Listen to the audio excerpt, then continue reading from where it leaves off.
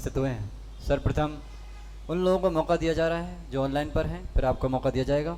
दिल्ली से मोक्ष जैन नमोस्तु निवेदित करते हुए प्रश्न पूछ रहे हैं। शास्त्रों में जगह जगह स्तूप के बारे में पढ़ने में आता है।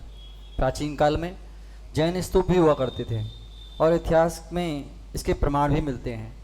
यह परंपरा अब बंद क्यों हो गई है एवं समाज को ऐसी जगह जहाँ शावक नहीं हैं अथवा ना के बराबर हैं, जैसे कश्मीर, अरुणाचल प्रदेश, हिमाचल प्रदेश आदि में स्तूप बनाने चाहिए क्या? कृपया समाधान कीजिए। बहुत अच्छी बात। देखिए, जिन आगम में 9 प्रकार के स्तूपों का वर्णन है, हरिवंश पुराण में, आदि पुराण में इसकी विशद व्याख्या है। और 9 प्रकार के स्तूपों का वर्णन जिन आगम में, त्रिलोक स्तूप जो बागपत में बना हुआ है दिल्ली में, त्रिलोक जो नक्शा बना हुआ है 3 लोक का, वो त्रिलोक स्तूप कहलाता है। ऐसी सिद्ध स्तूप, अरहंत स्तूप और भी प्रकार के 9 प्रकार के स्तूपों का वर्णन जिन आगम में आता है। जगह जगह पर स्तूप बनाना चाहिए। अगर स्तूप नहीं बना पा रहे हैं तो कम से कम उनकी आकृति आदि बना करके मंदिरों की दीवारों पर लगाना चाहिए। जैसे मंदिरों की दीवारों में अपन लगवाते हैं समूह शरण, तो भगवान के बीच में गंधकुटी, चारों तरफ मान स्तंभ, इस प्रकार के दृश्य भी दिखते हैं। तो अगर स्तूप नहीं भी बना पा रहे हैं तो इस प्रकार के चितपट आगम में, प्राचीन पुरातन पुरातत्व में भी ये उपलब्ध हैं। उनकी प्रतिकृति बना करके और भी जैन स्तूप स्थापित करना चाहिए। अब सब अपने इजी वे में आ गए मंदिर बनवाने के लिए, तो फिर वो स्तूपों का चलन कम हो गया, ऐसा समझिए। चौरई से अरविंद गंगवाल नमोस्तु निवेदित करते हुए प्रश्न पूछ रहे हैं। हम जब अभिषेक के लिए भगवान की प्रतिमा जी को पांडुशिला में विराजमान करते हैं तो साथ में श्री यंत्र भी विराजित करते हैं। हमें श्री यंत्र जी को कैसे विराजमान करना चाहिए, कृपया मार्गदर्शन दीजिए। देखिए, चाहे वेदिका पर श्री जी रखें या फिर अभिषेक आदि के समय, यंत्र कभी भी सामने नहीं रखना चाहिए। श्री जी का चिन्ह कभी नहीं ढकना चाहिए। और सर्वश्रेष्ठ है कि अपन श्री जी के पीछे ही यंत्र को स्थापित करें ताकि उनका चिन्ह ना ढके। और वेदिका आदि पर अगर स्थापित करते हैं यंत्र आदि, तो उनके लिए अलग से कटली पर रखें। छोटे छोटे स्टैंड आते हैं यंत्रों के भी, उनको उस स्टैंड में रखें। भगवान के सामने और पीछे रखने की अपेक्षा वेदिका में यंत्र अलग से रखना चाहिए। और अभिषेक करें तो पीछे स्थापित कर सकते हैं। औरंगाबाद से विशाली दिवाकर साहू जी नमोस्तु निवेदित करते हुए प्रश्न पूछ रही हैं। जब हमारी कोई निंदा या आलोचना करे तो उस समय हम क्या करें, कृपया समाधान कीजिए। देखिए, जब कोई आपकी निंदा आलोचना करे तो पहले उसको गंभीरता से सुने कि वो जो व्यक्ति कह रहा है वो अवगुण आप में है कि नहीं। अगर अब वो अवगुण आप में हैं तो सुधार करें, और नहीं हो तो मुस्कुरा के जिए। सामने वाला आपका बाल भी बांका नहीं कर पाएगा। सर्वश्रेष्ठ है जब कोई निंदा करता है तो अपना पुण्य चेक कर लेना चाहिए कि आपका पुण्य कितना है। जितना गहरा पुण्य रहेगा उतनी बड़ी सफलता रहेगी। बहुत निंदा करी राम की, और रावण ने तो सिद्धि भी करी कि रामस्य मृत्युम भवतु, लेकिन उसका कुछ नहीं हो पाया। कहते हैं बुंदेलखंड में कि कौओं के कोसने से ढोर नहीं मरते। अगर कोई आपको शराब भी दे दे, साधु भी कुछ बोल दे, तो घबराना नहीं। इसलिए नहीं घबराना क्योंकि कौओं के कोसने से ढोर नहीं मरते। तो अगर कोई निंदा करे तो धीरज रखें। ध्यान रखना, रावण की मृत्यु पर स्त्री के हरण से नहीं हुई। रावण की मृत्यु इसीलिए हुई क्योंकि रावण ने पुण्य आत्मा की पत्नी का हरण किया था। तो अगर कोई आपकी निंदा कर रहा है तो बिल्कुल ना घबराएं, धीरज रखें। एक दिन ऐसा आएगा, कब्र खोदने वाला कब्र में पहले उतर जाएगा। आप सिर्फ मुस्कुराते रहें, हकूना मटाटा, नो वरीज। जीवन की कोई चिंता ना करें। जो होना है जब होना है वो होगा, तो चिंता क्यों करें। बस अपन अच्छी चीज़ों को ग्रहण करें और जो बुरी हैं उनको इग्नोर करें। कोई आपका कुछ नहीं कर पाएगा, धीरज रखें। पुणे से प्रवीण जुगराज जी ठोले नमोस्तु निवेदित करते हुए प्रश्न पूछ रहे हैं। आजकल हम देख रहे हैं कि भावना के आवेश में हम लोग महाराज श्री के चलते फिरते तीर्थंकर या भगवान कहते हैं। क्या यह सही है? क्योंकि भगवान तो आखिर भगवान ही है तीर्थंकर भगवान को चलते फिरते भगवान कहना क्या ठीक है? कृपया समाधान कीजिए। देखिए, मुनिराज को भगवान कहने में कोई दोष नहीं है।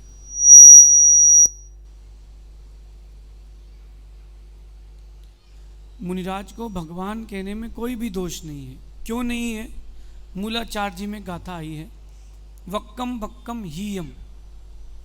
जिनकी भोजन की प्रवृत्ति, वचनों की प्रवृत्ति और हृदय की प्रवृत्ति शोध करके की जाती है, भणियो जिन शासने भयवम, ऐसे मुनियों को भी जिन शासन में भगवान कहा गया है। तो भगवान कहने का तो मुनियों को कोई निषेध नहीं है, इसका कोई विकल्प नहीं करें। लेकिन तीर्थंकर कहना मुनियों को ये अपवाद है, ये जिन शासन का, धर्म का अपवाद है, जिन वाणी का अपवाद है। ऐसे जीव दर्शन मोहनी कर्म के बंध को प्राप्त होंगे। कई लोग भावावेश में कह देते हैं कि हमारे गुरु 25वें तीर्थंकर, फिर आप बोलोगे कि उनके जो पट्ट पर बैठे वो 26वें, अब क्रम चलेगा 108 तक। इस प्रकार की मिथ्या भ्रांति ना पहुंचाएं। तीर्थंकर मुनियों को कहने का आपको कोई अधिकार नहीं। ये कह सकते हैं कि भगवान आप भावी तीर्थंकर बने, आप बनोगे, आप बन चुके हो, इस प्रकार की भ्रांति मिथ्या है। तो भगवान कहने का कोई उसमें कोई विकल्प नहीं है, भगवान कह सकते हैं। मूलाचार्य जी में गाथा आई है, वक्कम, जो गाथा बहुत सुंदर है, कभी आपको मूलाचार उठा के पढ़ना हो तो उसमें एक बात लिखी है कि जो मुनिराज अपने मन वचन काय की प्रवृत्ति, भोजन की प्रवृत्ति, वचनों की प्रवृत्ति शोधन करके प्रयोग करते हैं, ऐसे साधुओं को जिन शासन में भगवान कहा है, तीर्थंकर नहीं कहें, भगवान कह सकते हैं। शेष प्रश्नों का समाधान आगे आने वाले समाधानों में होगा। और हमारे समक्ष जो जिज्ञासुजन हैं, आए क्रम से अपनी जिज्ञासा रखेंगे। जय बोले परम पूज्य मुनि श्रेष्ठ आदित्य सागर जी महाराज की जय। बोले समस्त मुनि संघ की जय। ऑनलाइन जिज्ञासाओं के पश्चात ऑफलाइन जिज्ञासाओं का समाधान किया जाएगा। तो अपनी प्रथम जिज्ञासा रखेंगे देवेंद्र जी कचनारिया वाले, इसके बाद तैयार रहेंगे मीना जी आरोली। हेलो हेलो, चलिए।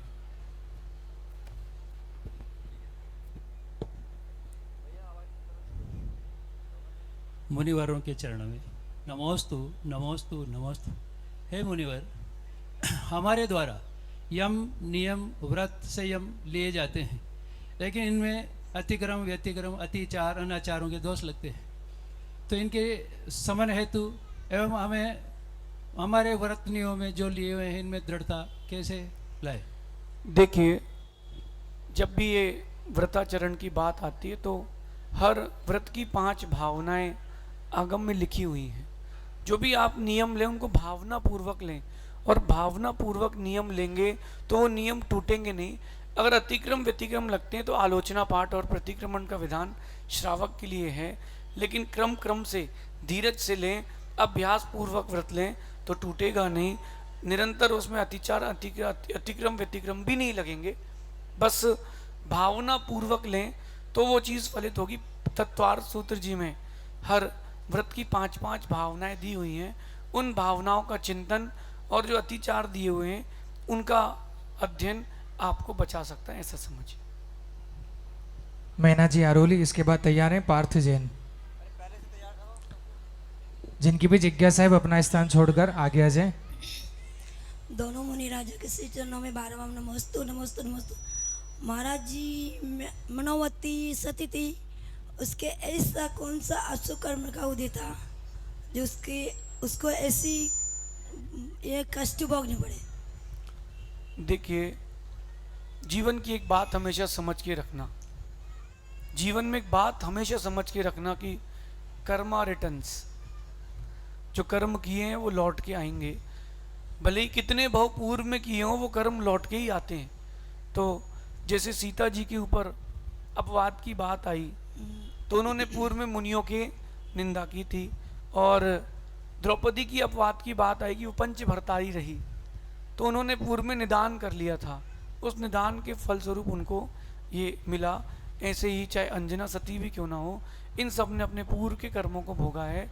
अपन इस बात का, इस दृष्टांत को, इस कथा को देख कर के सोचें जीवन में कि अपन जो कर रहे हैं वो लौट के आएगा, तो क्यों ना किसी की प्रशंसा की जाए, अपवाद ना किया जाए, ऐसा समझिए।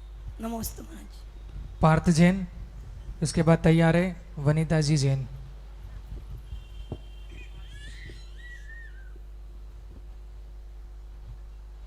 नमस्ते महाराज जी, मेरा प्रश्न ये है कि बच्चे अब 8 साल के बाद ही अभी से ट्यून करते हैं, 8 साल के पहले ट्यून नहीं करते।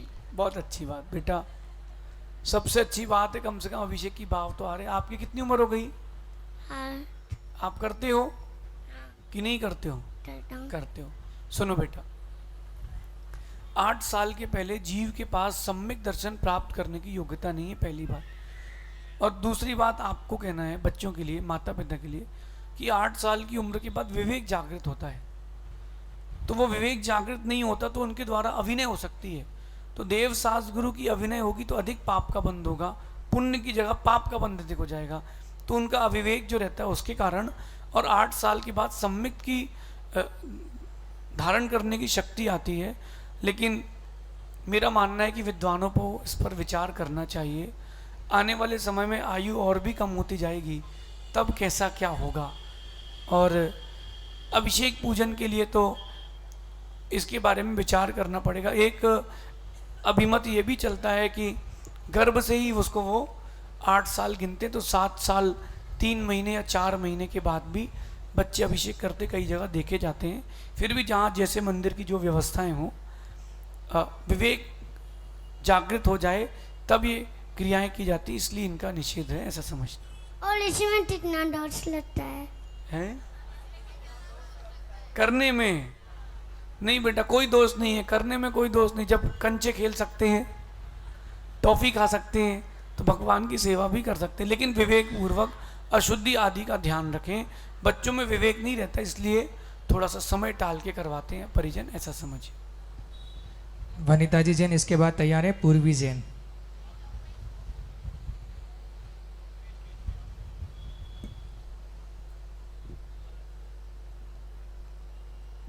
दोनों गुरुवर के चरणों में मेरा बारंबार नमोस्तु नमोस्तु नमोस्तु। महाराज जी, मेरा प्रश्न यह है कि वरम व्रते पदम देवम ना व्रते व्रत नारकम छाया तपस्तरुर्भेदम प्रतिपाल यतुर्मान, कि व्रत के द्वारा स्वर्ग में जाना श्रेष्ठ है कि अव्रतों के द्वारा नरक में जाना। तो आचार्य श्री ने कौन से व्रतों के लिए कहा है, और जो व्रत नहीं लेते क्या वो नरक में जाएंगे?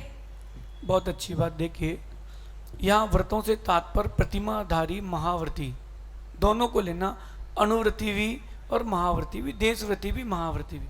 व्रतों से तात्पर्य 12 व्रत। व्रतों को ग्रहण करके स्वर्ग जाना श्रेष्ठ है, क्योंकि अव्रती बनकर तो संसार में भ्रमण होगा। कई लोगों के मन में प्रश्न आता है, पूजपात स्वामी ने स्टॉप देश में क्यों लिखा?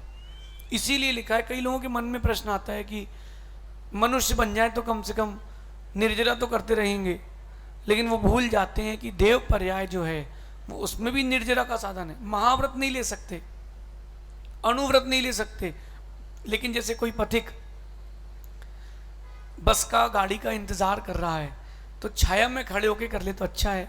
जो बीच का काल है, निर्वाण की योग्यता का भी भरत क्षेत्र में काल में समय नहीं है, क्षेत्र नहीं है अभी, तो क्या होता है, स्वर्ग में जाकर के थोड़ा विश्राम कर लें और फिर वहां से आकर के जब काल सुकाल आएगा तो मोक्ष की प्रवृत्ति कर लेंगे। तो व्रतों की प्रवृत्ति यहाँ 12 व्रतों से है। और दूसरी बात, जो व्रत नहीं लेते हैं उनके लिए चारों गति के द्वार खुले हैं। निश्शील व्रतत्वम च सर्वेशाम, चारों गति में भ्रमण कर सकते हैं। उनकी कसाय के ऊपर वो और योगों की परिणति पर निर्भर करता है, ऐसा समझिए। नमस्ते महाराज। पूर्वी जैन के बाद तैयार है सुनीता जी जैन। नमस्ते महाराज जी, मेरा प्रश्न ये है कि पूजन करने के बाद आश्के में पानी क्यों डालते हैं? बहुत अच्छी बात बेटा। वो कई जगह रूढ़ी भी चल रही है, कई लोग यूं ही ले लेते हैं, कई लोग पानी डालते हैं। अपन ने भगवान की स्थापना की है तो लोग ये मानकर कर लेते हैं कि भगवान की आशिका यानी गंधोदक है, बाकी नहीं भी करें तो इसमें कोई विकल्प नहीं है। इस स्थापना के बाद अपन भगवान की यूं ही आशिका भी ले सकते हैं, इसमें कोई विकल्प नहीं, ऐसा समझिए। सुनीता जी जैन, इसके बाद तैयार है अलका जैन। नमोस्तु महाराज जी, नमोस्तु महाराज। महाराज जी, जैसे मेरी जिज्ञासा है कि हम पर्युषण पर्व में जो धूप खेने जाते हैं मंदिर में, तो हम जानते हैं इस बात को कि अग्नि में धूप डालेंगे तो उसमें अग्नि का जीव का दोष लगेगा, फिर भी अग्नि में ही धूप खेते हैं, तो इसका क्या समाधान है? बहुत अच्छी बात। देखो माँ, पंचम काल के जीव हैं, ये सब पंचम काल के जीव हैं। जितना धर्म करते हैं जो लोग, जब जब धर्म करते हैं उसी में पाप दिखता है, और बाकी घर में किसी को पाप नहीं दिखता। जब घर में जाते हैं तो वो गीज़र लगा होगा आप लोगों के यहाँ, तो गीज़र में अनचने पानी में जीव मरते हैं, तब किसी को विकल्प नहीं होता।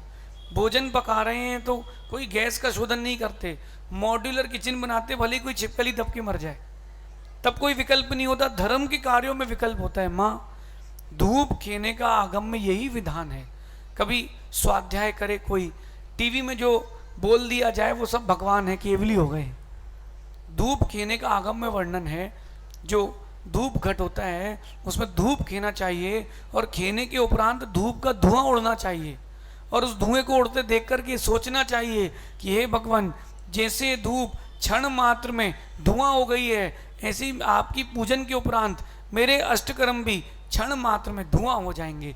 उस चिंतन के लिए ये प्रक्रिया है, तो उसमें कोई दोष नहीं। हाँ, अग्नि में आपने जो धूप खेई है तत्संबंधी पाप का बंध होगा, लेकिन वो पाप भी पुण्य रूप संक्रमित होगा। उसमें पुण्य का बंध अधिक है, पाप का बंध कम है। अगर ऐसा मान लेंगे तो ना पानी गर्म कर पाओगे आप अभिषेक के लिए, न कभी मंदिर बनवा पाओगे आप पूजन के लिए, न कोई प्रतिमा बनवा पाओगे। तो इन सब विकल्पों को किनारे रख करके आप श्रावक हैं, अपनी भूमिका से भगवान की आराधना अच्छे से करें, ऐसा समझिए। महाराज जी, मेरा एक छोटा सा क्वेश्चन और है। एक ही एक करिए, बहुत सारे लोग हैं। चलिए। ठीक है। नेमीचंद अलकाजी जैन, इसके बाद तैयार है नेमीचंद जी कोटिया।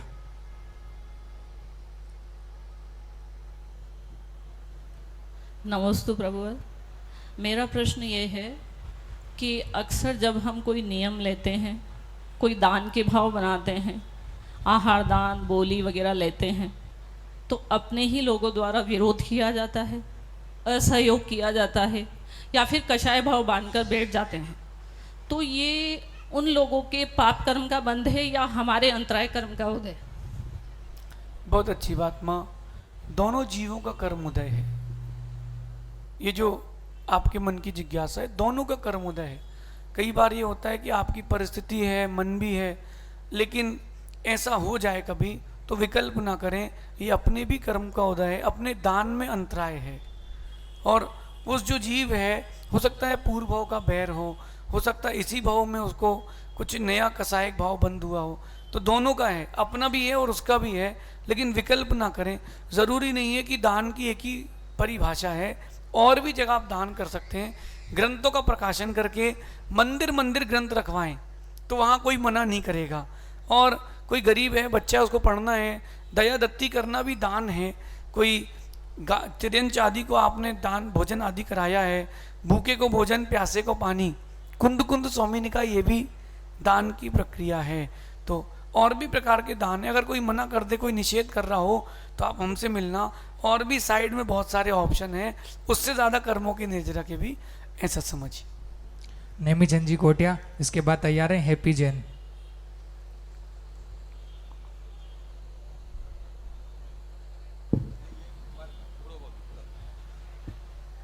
हाँ, नमस्ते गुरुदेव। मेरा प्रश्न है कि नमोकार मंत्र आंखें बंद करके बोलना चाहिए मंदिर में या खोल के बोलना चाहिए? बहुत अच्छी बात। देखिए नेमीचंद जी, आंखें खोल करके नमोकार बोलेंगे मंदिर में तो ज़्यादा लाभ है, क्योंकि आंखें बंद करने से क्या होता है कि अपन को वही रागी दोषी लोगों की सब चीज़ें दिखती हैं। आंखें खोल करके नमोकार नहीं पढ़ना, भगवान को देखते हुए नमोकार पढ़ना। मंदिर जब आए तो आंखें बंद करके ना बैठें, कबूतर जैसा काम हो जाता है। कबूतर जैसी आता है, कोई कबूतर जीव देखा आपने, तो जैसे उसके सामने बिल्ली है तो वो आंख बंद कर लेता है। अब उसको लगता है कि अपन बच गए, उसको क्या लगता है कि अपन बच गए। लेकिन आप जब भी मंदिर आए, मंदिर में भगवान के दर्शन आंख खोल कर करें। माला भी फेरना हो तो यूं आंख खोलकर नमोकार मंत्र का जाप करें, ताकि भगवान की छवि ऐसी बस जाए, ऐसी बस जाए कि आने वाले समय में जब समाधि का समय हो, सिर्फ और सिर्फ भगवान की छवि हमें दिखे, ऐसा समझिए। आगे चलते हैं। नहीं, ये मेरा प्रश्न है कि फिर आंखें खोल के देखेंगे तो आप हमें ख्याल में कैसे आओगे? हाँ, अनंत सिद्ध ख्याल में कैसे आएंगे फिर? आगे चलते हैं। चलिए, हैप्पी जैन इसके बाद तैयार हैं चंदा जी जैन। आगे हैं, जिनका भी नाम लिया जा रहा है वो सभी आगे आते जाएं। नमस्ते गुरुदेव, मेरा प्रश्न यह है कि हम ऐसे कौन से कर्म करें जिनसे हम अच्छे बन सकें? बहुत अच्छी बात बेटा। बचपन में अगर ये बात समझ में आ जाए या फिर बचपन में ये चीज़ जीवन में उतर जाए तो फिर क्या बात है बेटा। मन, वचन और काय, इन तीनों की कुटिलता से बचना। आप जैन हो बेटा, जैन हो और जैन समाज में रहते हो तो ध्यान रखना, समाज की राजनीति में कभी नहीं पड़ना। कभी भी समाज में भेदभाव नहीं करना कि इनकी जाति क्या और उनकी जाति क्या। और अगर आप चाहते हो कि पुण्य का बंध हो, छोटे छोटे दान करते रहना, जो गरीब है उसकी भी मदद करना, मंदिर आओ तो मंदिर में भी दान करना, बेटा पुण्य का बंध होगा। इन सब से हट करके जितना मन में तुम्हारे शांति रहेगी, तुम उतना तीव्र पुण्य बंध को प्राप्त होगे। जितना शांति धारण करोगे उतना अधिक पुण्य बंध को प्राप्त होगे। नमस्ते। ऐसा समझिए। चंदा जी जैन इसके बाद तैयार हैं दिव्या जी जैन गुड़गांव। नमस्ते महाराज जी, नमस्ते महाराज जी, नमस्ते महाराज। मेरी जिज्ञासा है कि मैं कुदेवों को नहीं मानती, और जब ये कोई परिवार वाले या रिश्तेदारी जो उसमें भोग लगाते हैं तो उसी स्थान पे वहाँ पे बनाते हैं तो मैं नहीं जाती हूँ। परिवार वाले नाराज होते हैं कि ऐसा भी कोई नियम है क्या, ऐसा भी कुछ मना करते हैं, तो ये क्या होते थे महाराज जी? बहुत अच्छी बात माँ, अभी तक नहीं गए ना, बहुत अच्छा, आपको विशेष आशीर्वाद है। जीवन की अंतिम श्वास निकल जाए सो निकल जाए, लेकिन मिथ्यात्व के सामने सिर मत टेकना। ये जो भोग आदि लगाते हैं अथवा कुदेव आदि के पास जाकर के मिथ्यात्व की पुष्टि करते हैं, माँ थोड़ी सी पर्याय बची है। कोई कितने ही कुछ कहे, उनका विकल्प नहीं करना। अगर आपने इस नियम का पालन, देव सास गुरु के प्रति श्रद्धान का पालन दृढ़ता से किया, इतने से व्रत के प्रभाव से आप स्वर्ग में वैमानिक देव होगे। तो अपने व्रतों में दृढ़ रहें। परिवार के लोगों को जो लगे वो जो कुछ भी कहें, आप तो बोल देना ओम इग्नुराय नमः, महाराज जी से जाके बात करो। चलिए। दिव्या जी जैन गुड़गांव, इसके बाद तैयार हैं चंचल जैन। नमस्ते गुरुवार। मेरा प्रश्न है, मेट्रो सिटी में ज़्यादा से ज़्यादा मंदिर क्यों नहीं बन रहे हैं? क्योंकि आज की जनरेशन वहीं ज़्यादा रह रही है। अब हम जब शुरू से बड़े हुए हैं, हमने देखा है कि प्रथम दर्शन जिन दर्शन होने चाहिए, हम भी वैसे ही बड़े हुए हैं, तो वो संस्कार हम अपने बच्चों में चाहते हैं। लेकिन जहाँ हम रह रहे हैं, जहाँ हम जॉब करते हैं, वहाँ ये पॉसिबल नहीं हो रहा, क्योंकि डिस्टेंस इतना होता है कि हम सोचते हैं जॉब जाना है कि मंदिर जाएं, तो उसमें हमें मंदिर छोड़ना पड़ रहा है, वो हम कभी नहीं चाहते। तो कैसे वहाँ मतलब धर्म की प्रभावना? अभी आप कहाँ हैं? गुड़गांव। गुड़गांव में देखिए, वैसे तो हर जगह सिचुएशंस में मंदिर हैं, फिर भी जहाँ आप हैं वहाँ अगर 10 परिवार भी मिल जाएं तो वहाँ छोटा सा एक मंदिर स्थापित कर सकते हैं। कोई ज़रूरी नहीं कि अपन 100 बाई 100 का ही मंदिर बनाएं और उसमें हज़ारों लोग ही आएँ। छोटे छोटे मंदिर भी स्थापित कर सकते हैं। मैंने बेंगलुरु चातुर्मास किया है और वहाँ मैंने 2-3 मंदिरों की स्थापना भी कराई, और जहाँ पर मंदिर नहीं थे वहाँ लोगों को देव दर्शन प्रारंभ हो गया है। कई बार ये भी होता है गृह चैत्यालय आदि भी निर्माण कर सकते हैं, लेकिन शुद्धि पूरी हो और स्थान वास्तु के अनुकूल हो तो ही करें, अन्यथा ना करें। लेकिन अगर 10, 12, 15 परिवार मिल करके भी वहाँ पर हो जाते हैं तो एक छोटी सी जगह लेकर के, या कोई नहीं भी मिले तो एक किराए की जगह लेकर के भी आप मंदिर को प्रारंभ कर सकते हैं। फिर धीरे धीरे स्थापित होते होते चीज़ें बनेंगी। बच्चों को संस्कार मंदिर से मिलेंगे। आपकी भावना बहुत अच्छी है। जिस एरिया में आप रहते हैं या तो उस एरिया को बदलें या उस एरिया को बदलें, समझे? या तो आप जहाँ रहते हैं वहाँ से जाकर के वहाँ रहें जहाँ मंदिर है, अथवा जहाँ हैं वहीं मंदिर की स्थापना करें। आसपास जो 25-50 घर हों उनको एकत्रित कर लें और फिर परस्पर में वार्ता करके एक छोटी सी जगह लेकर के वहाँ एक छोटा सा मंदिर का निर्माण करें। एक दिन वही छोटा सा मंदिर विशाल तीर्थ जैसा नजर आएगा। चंचल जी जैन, इसके बाद तैयार है आकांक्षा जी। गुरुवर के चरणों में मेरा बारंबार नमोस्तु नमोस्तु नमोस्तु। महाराज जी, मेरी जिज्ञासा ये है कि माला को सही कैसे फेरा जाता है? देखिए, बहुत सारे प्रकार से माला फेरी जाती है। सर्वश्रेष्ठ है कि कमल जाप की जाती है। यूं बैठ करके अपने यहाँ पर मस्तिष्क में जहाँ तिलक लगाते हैं, 8 पंखुड़ी का कमल और बीच में उसका दल, ऐसे 9 पंखुड़ियाँ, प्रत्येक पंखुड़ी पे 12-12 बिंदु बैठ करके उसका ध्यान करके माला की जाए। ये कमल जाप होती है, सबसे श्रेष्ठ होती है। अथवा जब माला करते भी हैं और माला से ही आदत है, उसमें एकाग्रता नहीं आ रही है, तो यूँ माला से आप ऐसे भी माला फेर सकते हैं। कई लोग कहते हैं इस उंगली का प्रयोग नहीं करना चाहिए। अब इस उंगली का प्रयोग नहीं करना चाहिए तो काट के अलग कर देना चाहिए। अभिषेक करो तो बोले दोनों हाथ लगाओ, उल्टे हाथ से आहार नहीं दे सकते, क्यों? उल्टे हाथ में क्या दिक्कत है? हाथ तो वही है ना, भावना सीधी होना चाहिए, भले ही हाथ उल्टा हो कोई फर्क नहीं पड़ता। अगर इस तर्जनी से भी उंगली से भी माला फेरते हैं तो कोई बंद नहीं होता। हमने किसी ग्रंथ में ये पढ़ा नहीं है अभी तक, लेकिन यूं माला फेरने की आपकी हैबिट हो गई है। अगर यूं माला उल्टी भी फेरते हैं तो एकाग्रता बनी रहती है। तो इस प्रकार से भी कर सकते हैं, चाहे तो हाथों से भी माला फेर सकते हैं, इसमें भी कोई दिक्कत नहीं है। चाहे यहाँ से प्रारंभ करें चाहे यहाँ से, ये गिनने के लिए है।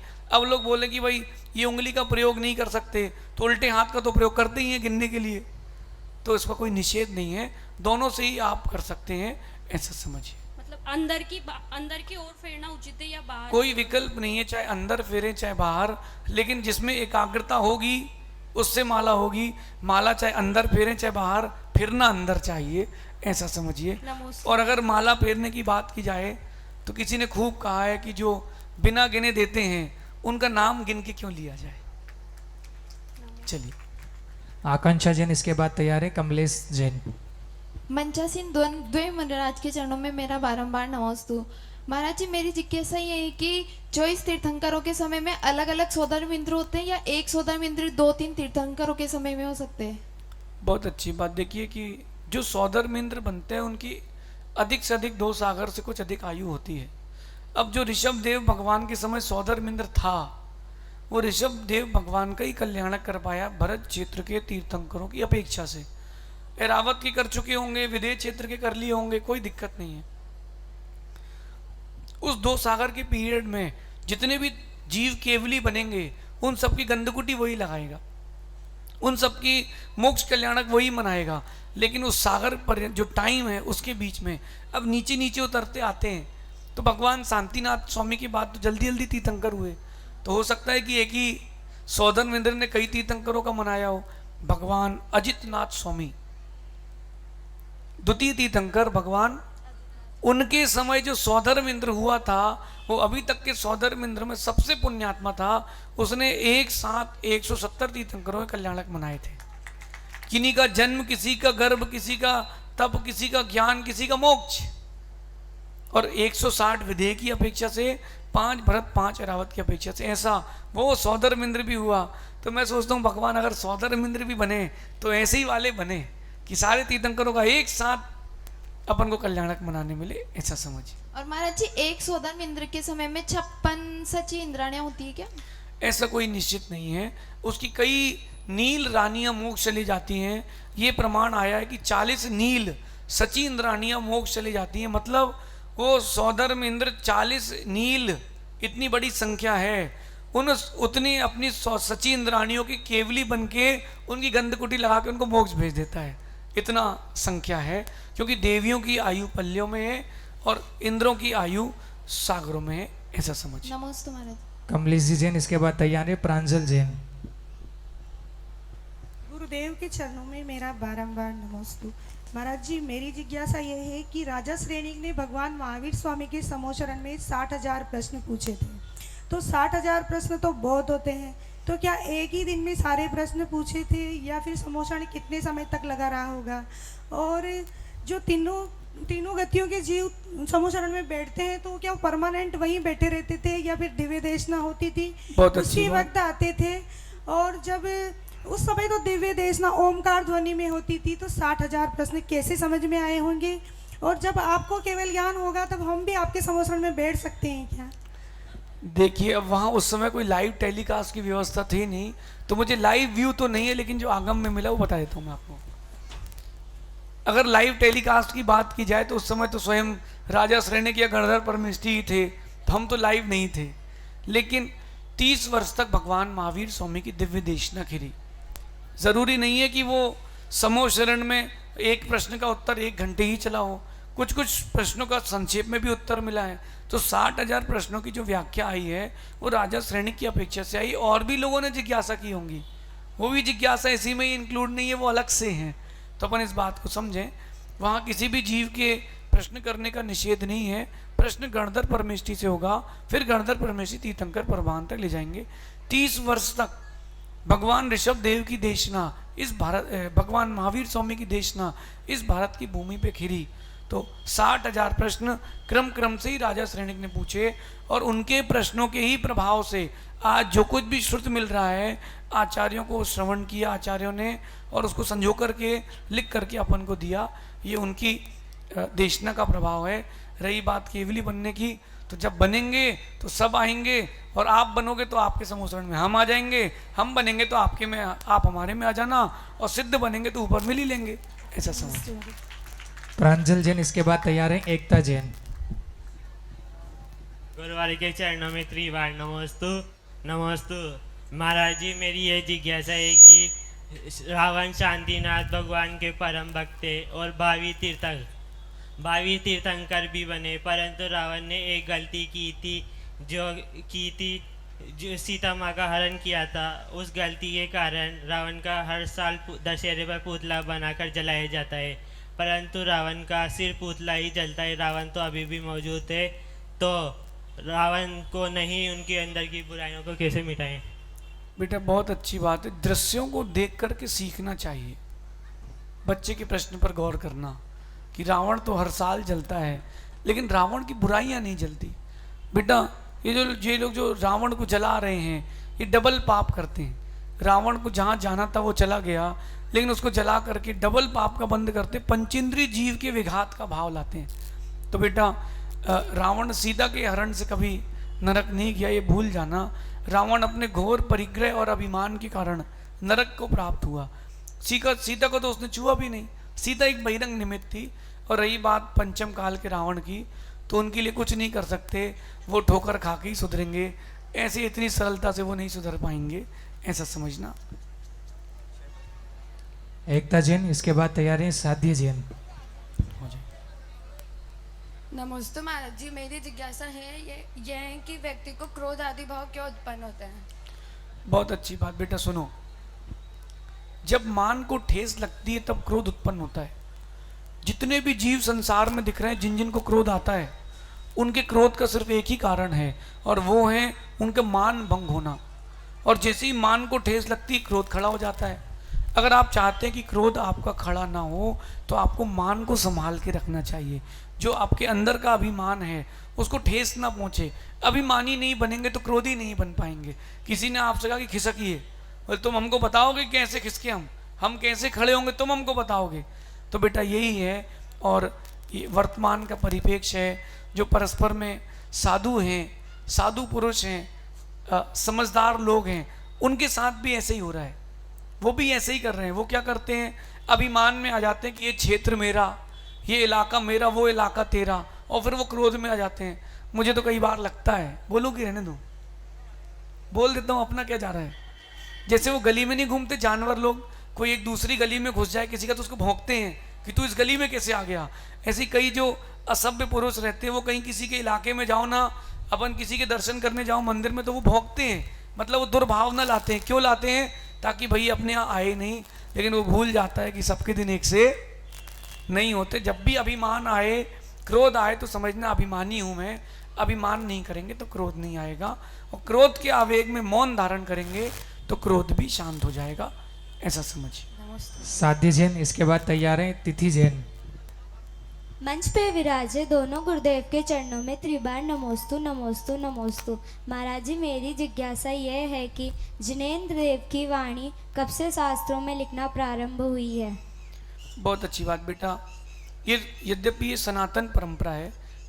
प्रथम शताब्दी जब भगवान ऋषभ देव हुए थे, तब जो आचार्य थे उस समय जो मुनिराज थे, उनकी भी अल्प चेयोपसम के कारण वहाँ भी ग्रंथ लिखे जाते थे। लिपि ब्राह्मी होती थी और उसमें ग्रंथ लिखे जाते थे। लेकिन अगर पंचम काल की बात की जाए तो सबसे पहले अभी लिखित ग्रंथ कोई उपलब्ध है तो उसका नाम है कसाय पाहुड़।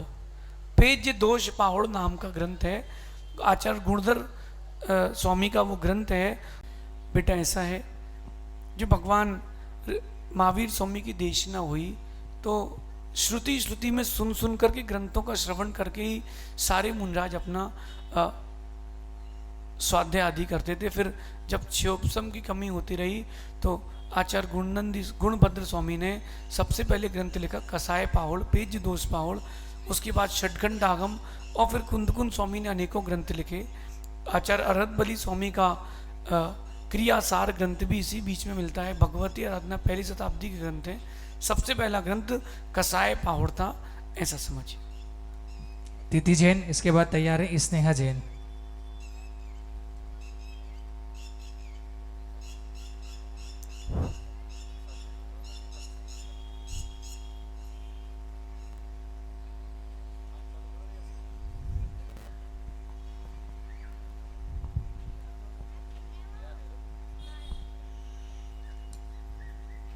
महाराज जी नमोस्तु। मेरा प्रश्न है कि मंदिर में अतिशय क्यों होते हैं और कौन कराता है? बहुत अच्छी बात बेटा। मंदिर में अतिशय भक्तों की श्रद्धा से होते हैं और देव कराते हैं, लेकिन झूठे अतिशय नहीं मानना, सही अतिशय मानना। आजकल जगह जगह प्रतिमाओं से अभिषेक हो रहा है। ग्रंथों में लिखा है, भद्रबाहु संहिता आदि ग्रंथों में लिखा है कि जब भी जिन बिम से स्वतः जल अभिषेक हो, इसका मतलब है कुछ न कुछ अनिष्ट होने वाला है। शांति मंत्र की जाप करें। जहाँ पर समाज आदि का विघटन होना हो, विश्वव्यापी घटनाएं दुर्घटनाएं होनी हो, वहाँ ऐसा स्वतः जल का अभिषेक होता है। ऐसा भद्रबाहु संहिता ग्रंथ में लिखा है, ऐसा समझना। स्नेहा जैन, इसके बाद तैयार है टीना जी जैन, इंदौर।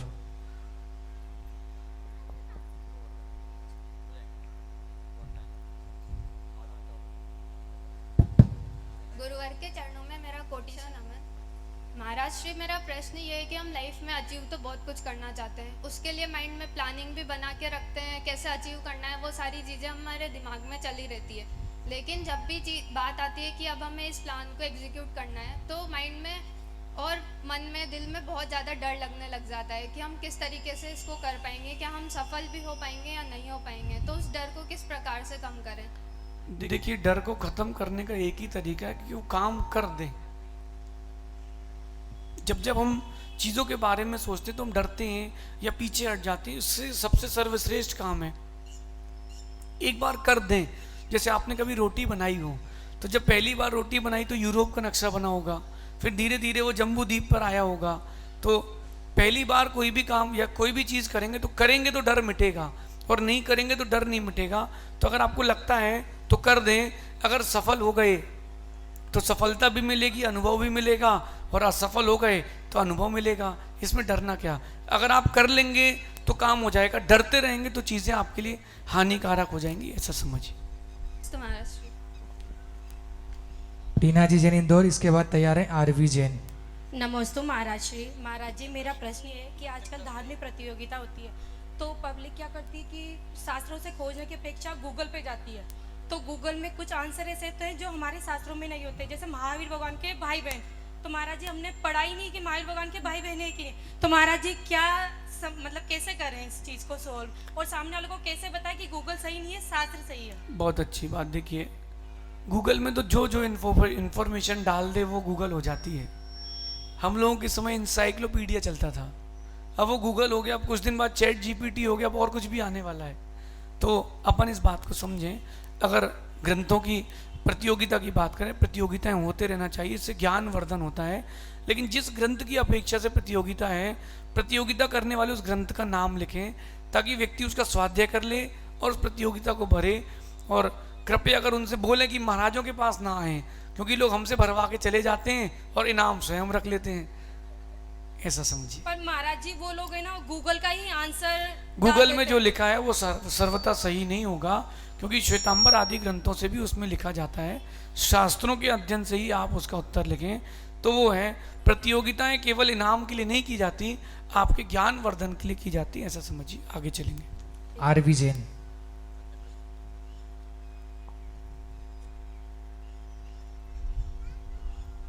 महाराज जी, हम लड़कियां अभिषेक बेटा तुम्हारा प्रश्न तो बहुत अच्छा है, अब और उत्तर अभी दे देंगे तो दंगे चल रहे हैं, दंगों में आग लग जाएगी। बेटा आगम की अपेक्षा तो कोई निषेध नहीं है, लेकिन जहाँ जैसी परंपरा है उसका निर्वाह करना चाहिए। बेटा ये बीच के मध्यकाल में कुछ विसंगतियाँ आ गई थी, उसके कारण सब विषमताएं हैं। जहाँ होता है वहाँ कोई निषेध नहीं है, लेकिन जहाँ नहीं होता है वहाँ जाकर के कोई दंगे ना करें। कई लोग लड़ाकू विमान जैसे रहते हैं, लड़ाकू विमान समझते हैं आप, कि जहाँ शांति हो वहाँ जाके बम पटक दें और बम पटक करके फिर मजे लूटें। तो मेरा कहना है कि जहाँ जो परंपरा मंदिर की है उसका निर्वाह करें। साधुओं को भी कोई अधिकार नहीं कि मंदिर की परंपराएं बदलें, और श्रावकों को भी कोई अधिकार नहीं है कि आगम को विपरीत करके मंदिर में नई परंपराएं बनाएं। तो बेटा जहाँ होता हो वहाँ कर लेना, जहाँ नहीं होता वहाँ झगड़ा नहीं करना, गोमटेश्वर चले जाना, वो द्वार सबके लिए खुला है। भगवान महावीर स्वामी की जय। जय बोलिए। आचार्य भगवान गुरुवर